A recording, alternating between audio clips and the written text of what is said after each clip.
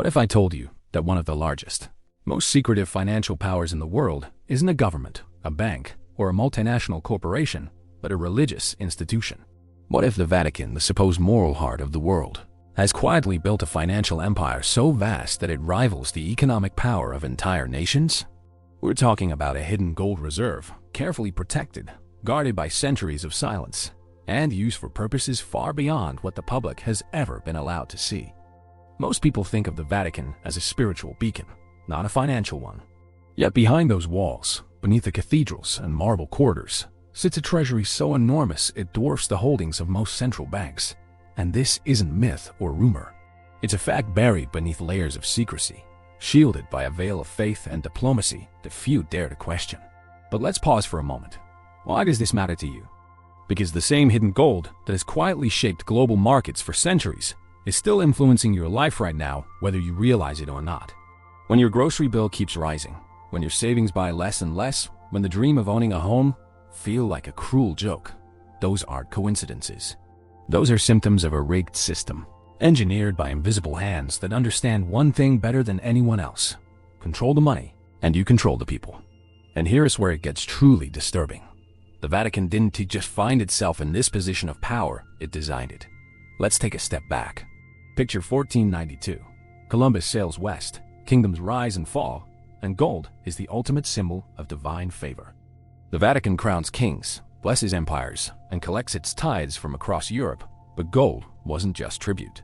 It was power, stored and hidden away in vaults and catacombs that would later become the foundation of one of the world's oldest financial institutions, the Vatican Bank. Over centuries, the church became more than a faith, it became a financial fortress.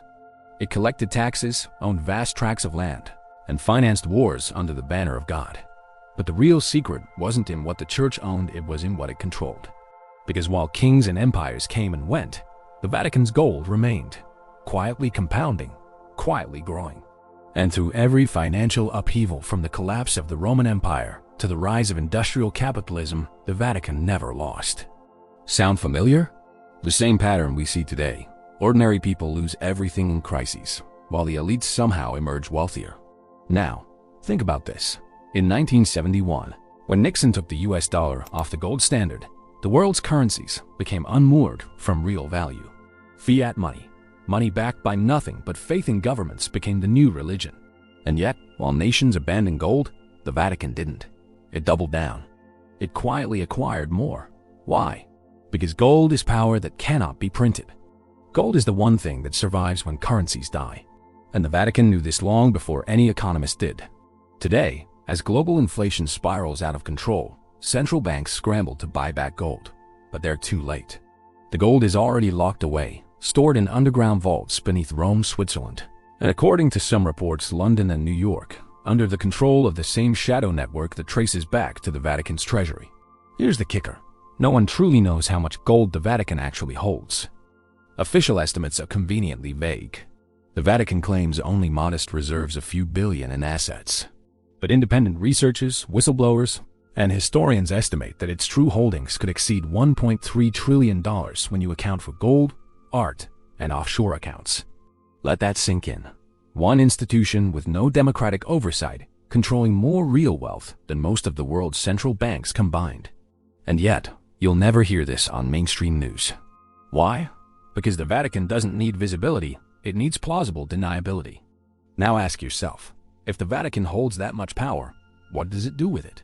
What happens when faith becomes a financial instrument? What happens when salvation itself is backed by gold? Here's where the story turns dark. Because the Vatican's gold isn't just sitting in dusty vaults. It's being used strategically, quietly, and globally. Every time a nation falls into economic chaos, every time a currency collapses, every time you see a headline about financial aid, debt forgiveness, or restructuring, there's a network of shadow financiers ensuring the Vatican's interests are protected. That's not conspiracy, that's history repeating itself. Sound familiar? When banks collapsed in 2008, a handful of institutions came out stronger. When nations defaulted, secret arrangements kept the global elite stable. When governments faced bankruptcy, quiet loans appeared from nowhere. Those patterns aren't random. They trace back to the same hidden power structure, the one that began centuries ago in Rome. And if you think this is just about religion, think again. The Vatican's financial power operates above politics, above ideology, and above accountability. It's the original offshore empire, the model for the modern financial elite. Because while governments print money, the Vatican holds real wealth. While Wall Street speculates, the Vatican preserves. And while you're told to trust the system itself was modeled after their playbook. So, when you feel that creeping anxiety, when you sense that the numbers on your paycheck gotta stretch as far as they used to understand that it is not just poor policy or bad luck. It's design. A centuries-old design rooted in a single truth. Whoever controls gold controls the world. Here's the problem, and it's the reason this video matters right now. Most people believe we're living in a new financial age, but we're not. We're living in a continuation of an old one. The same game of debt, gold, and power that's been playing out since the Middle Ages. And at the very center of that game sits the Vatican. This isn't just about treasure. It's about leverage. About who gets to decide when nations rise and when they fall. And about how a single institution, operating behind the illusion of faith, has quietly built a global empire more durable than any government, corporation, or king. So as we dive into this story, remember this. You're not just learning about history. You're uncovering the operating manual of the modern financial world. Where are you watching from right now? Drop a comment below. And if you're ready to hear the unfiltered truth, to see how this hidden empire still shapes every major economic event of our time, make sure you subscribe. Because what we're about to uncover isn't just shocking. It's forbidden knowledge, the kind that changes the way you see money, power, and even faith itself. Keep watching. Because once you see how deep the Vatican's gold runs, you'll understand why the entire financial world is built to keep you from ever finding out. So, how did this hidden financial empire stay hidden for so long? It's not just about keeping gold in a vault. That would be too simple. The truth is far more sinister. The Vatican didn't just accumulate wealth, it weaponized it. To understand the full extent of this secret power, we need to go back to a key moment in history. The Bretton Woods Agreement of 1944. It was a pivotal moment when the world was recovering from the chaos of World War II, and countries desperately needed a new system to stabilize global finance. But here is the twist. The Vatican was already in position to play a silent role in shaping that system. Let me explain how the Vatican's treasure didn't just protect it made the church an active player in the global financial games. You might have heard about Bretton Woods, but you've never heard the real story of how the Vatican leveraged its vast gold reserves to ensure its wealth wasn't just preserved. It was expanded. You see, while nations were scrambling to rebuild, the Vatican was quietly partnering with private banks and shadow financiers. This wasn't just about religious wealth, it was about global control.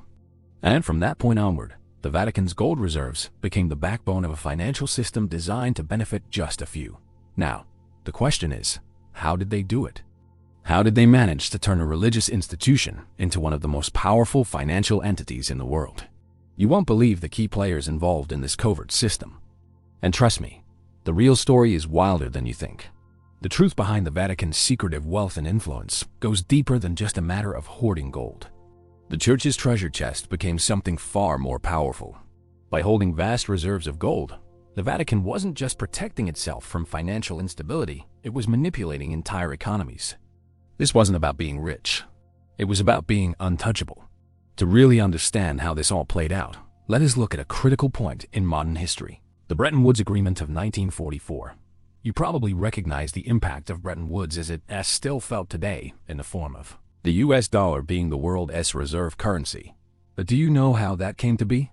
The world was still recovering from World War II, and the global economy was fragile. Nations were desperate to stabilize their finances, and the only way to do that was to ensure their money had real value. The Vatican, with its vast gold reserves, became a key part of the gold-backed currency system that emerged from Bretton Woods. Gold was used as an hedge to ensure the dollar's stability and to regulate the value of currency in other nations. But here is the kicker. The Vatican wasn't just holding on to this gold for safekeeping. It was playing an active role in the global financial games, leveraging its gold to manipulate the world's wealth and resources. And the real shocker?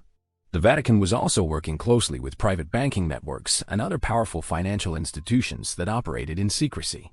The gold was being used not just to stabilize economies, but also as a silent weapon in a larger conspiracy. The Vatican didn't just preserve wealth, it became a key player in shaping global economic events. Now, you won't believe the name that ties all of this together. It's one of the most powerful financial families you've never heard of. Their involvement in global finance goes back centuries, and their fingerprints are on some of the most shocking financial events in history. The name? I'll reveal it shortly. Trust me, the truth behind this is wilder than you think. Let's step back for a second. To understand the full implications of what the Vatican was doing, we need to look deeper into how gold-backed finance works and how the Vatican's gold reserves helped it operate like a shadow bank. Now, when you think of gold, most people think of it as something solid, something tangible, safe haven asset to hold on to when the rest of the world is in turmoil. And in a sense, that's true. But what if I told you that gold wasn't just a backstop in times of crisis? What if gold was a leverage point used by a select few to rig the system and ensure that they always came out on top? The gold standard was the global financial system that tied currency directly to physical gold. This system allowed countries to create currency only in proportion to the amount of gold they held in reserve. Gold was the ultimate form of value assurance. It was universal and universally accepted. But what happens when an organization like the Vatican holds an absurd amount of it? The Vatican's role in the global gold market cannot be understated. At one point, the Vatican's gold holdings accounted for over 20% of the total private gold in the world. Think about that for a second. 20% of the gold that controlled the entire global economy was essentially in the hands of the Church. And much of that gold wasn't just stored in Vatican vaults. It was being actively leveraged to control national economies, hedge against the dollar, and manipulate markets in ways that most people wouldn't even believe. In the post-World War II period, when global financial systems were beginning to stabilize, the Vatican took advantage of its significant gold holdings. It used its reserves as collateral in key international financial deals, often working behind the scenes with private banking syndicates and government central banks. This wasn't just passive wealth, it was active financial weaponization. The Vatican's gold reserves became part of a bigger plan, the creation of a parallel banking system, a network of offshore accounts, private financial trusts, and hidden vaults that were nearly impossible to trace.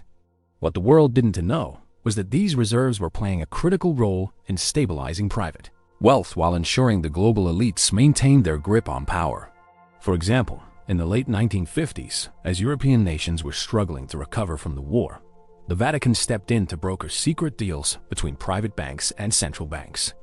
These deals involved moving massive amounts of gold to offshore reserves, allowing certain countries to prop up their economies while inflating their currency reserves with no public accountability.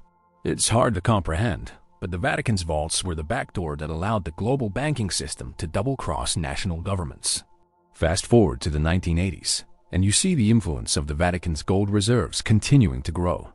In 1982, the Vatican played a significant role in the Mexican debt crisis, helping to manage the country's skyrocketing debt by acting as a middleman between the Mexican government and private creditors. The Vatican's gold helped secure massive loans to Mexico, but with strings attached. The country was locked into debt agreements that benefited the global financial system and the Vatican's elite partners, while leaving the nation financially crippled. This wasn't the first or last time the Vatican acted as a shadow financial intermediary. By using its massive reserves, the Vatican was able to control much of the flow of capital to developing nations and even play a key role in the international black market for gold, giving it an unprecedented advantage over both governments and other private entities. You've probably heard about the 2008 global financial crisis, the mortgage-backed securities debacle, and the collapse of major financial institutions. What you might not know is that the Vatican, along with several key private families, had their hands in the cookie jar. During this period, the Vatican continued to use its gold reserves to hedge against the incoming collapse of the global economy. In fact, a key Vatican-connected financier who had deep ties to both the Vatican and global banking families secretly funneled billions into toxic asset buyouts. When these assets' mortgage-backed securities started to crumble, the Vatican's gold was moved from its primary reserves to secure other global debt obligations. As the housing market tanked, the Vatican and its partners purchased distressed real estate and securitized loans at fire sale prices, making a fortune from the financial collapse. But the Vatican wasn't just hedging against the crisis. It was orchestrating the events that would lead to the collapse, much like a puppeteer pulling the strings behind the scenes. And let's not forget, the Vatican had a vested interest in economic turmoil after all. The richer the elites became, the more power they had, and the more gold the Vatican could control.